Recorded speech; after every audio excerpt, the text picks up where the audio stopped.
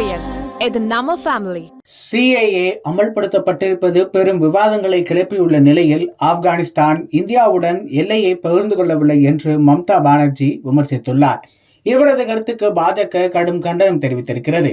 1955ஆம் ஆண்டு நிறைவேற்றப்பட்ட குடியுரிமை சட்டத்தின்படி இந்தியாவில் 11 ஆண்டுகளுக்கும் மேலாக வசிக்கும் வெளிநாட்டவர்களுக்கு குடியுரிமை வழங்க அச்சட்டம் வழிவகுத்தது. அதில் திருத்தம் செய்து பாகிஸ்தான், வங்கதேசம், ஆப்கானிஸ்தான் ஆகிய நாடுகளைச் சேர்ந்த இந்துக்கள், சீக்கியர்கள், சமணர்கள், பௌத்தர்கள், பாசிகள், கிறிஸ்துவர்கள் ஆகியோர் இந்நாட்டிற்கு வந்து குறைந்தது 6 ஆண்டுகள் வாழ்ந்தாலே அவர்களுக்கு குடியுரிமை வழங்க தற்போது இப்புதிய குடியுரிமை திருத்த சட்டம் வழிவகுத்துள்ளது.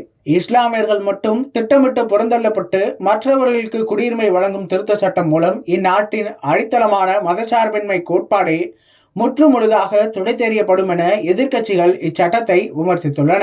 இச்சட்டத்தின் மூலம் இலங்கை தமிழர்களுக்கும் குடியுரிமை தற்போது வழங்கப்படாது என்பதால் தமிழ்நாட்டிலும் இந்த சட்டத்திற்கு எதிர்ப்பு நிலை வருகிறது. குடியுரிமை திருத்த சட்டத்தினை எதிர்த்து நாட்டின் பல்வேறு இடங்களிலும் போராட்டங்கள் வெடித்துள்ளன. இந்நிலையில் ஆப்கானிஸ்தான் இந்தியாவுடன் எல்லையை பகிர்ந்து கொள்ளவில்லை என மம்தா பானர்ஜி கூறியிருக்கிறார். அதாவது வங்கதேசம், பாகிஸ்தானை போல ஆப்கானிஸ்தான் நமது நாட்டுடன் எல்லைகளை பகிர்ந்து கொள்ளவில்லை. இஸ்லாமியர்களை தவிர்த்து மற்ற மதத்தினருக்கு மற்றும் குடியுரிமை வழங்குவதை ஏற்க முடியாது என்றும் கூறியிருந்தார். இந்நிலையில் இவரது கருத்துக்கு பாஜக கடும் கண்டனம் தெரிவித்திருக்கிறது. இந்தியாவின் அதிகாரப்பூர்வ வரைபடத்தில் ஆப்கானிஸ்தானின் தெற்கு பகுதி வடக்கு காஷ்மீர் எல்லையுடன் இணைந்திருக்கிறது. ஆனால் பாகிஸ்தானின் வரைபடத்தில் ஆப்கானிஸ்தானுடன் இணைந்திருக்கும் ஜம்மு காஷ்மீர் பகுதி பாகிஸ்தான் ஆக்கிரமிப்பு காஷ்மீராக காட்சிப்படுத்தப்பட்டிருக்கிறது. அதாவது பாகிஸ்தானை பொறுத்தவரை இந்தியா ஆப்கானிஸ்தானுடன் எல்லையை பகிர்ந்து கொள்ளவில்லை.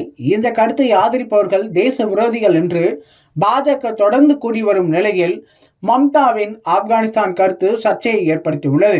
மம்தாவின் கருத்து தவறானது மட்டுமல்ல, அது தேச விரோதமானது என்று பாஜக தலைவர்கள் விமர்சித்து வருகின்றனர். அன்புள்ள Gurius, இது நம்ம ஃபேமிலி.